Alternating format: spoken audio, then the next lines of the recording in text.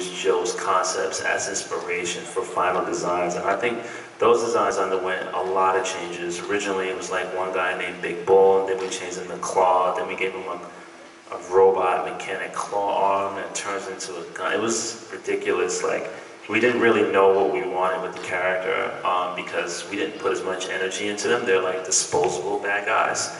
So we didn't realize that it was going to take a lot more time than we thought. So the bounty hunters were probably the most challenging. Anyone else? Hi.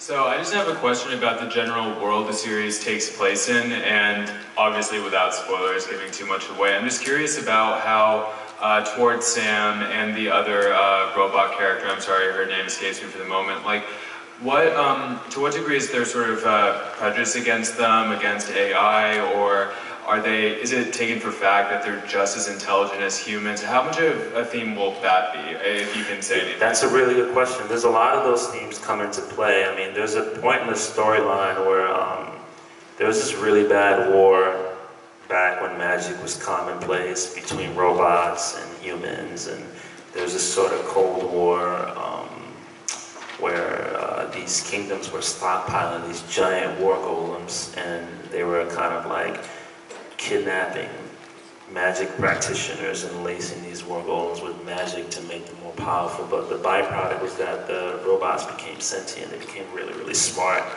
And there was a treaty signed to clear all of that, but part of the deal was that it's like, you guys gotta destroy your weapons. We know you're making all these weapons. And unfortunately, the war golems had, they were sentient. They didn't want to die, so they rebelled. This giant war happens, man, machine, magic. And it wiped out a good part of the population.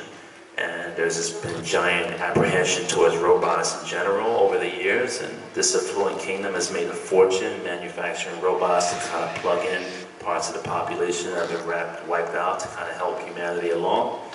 And so there is a sort of like prejudice undertone towards machines in general in various parts of the world. And Sam will encounter that. She has a very naive point of view of the world. She's only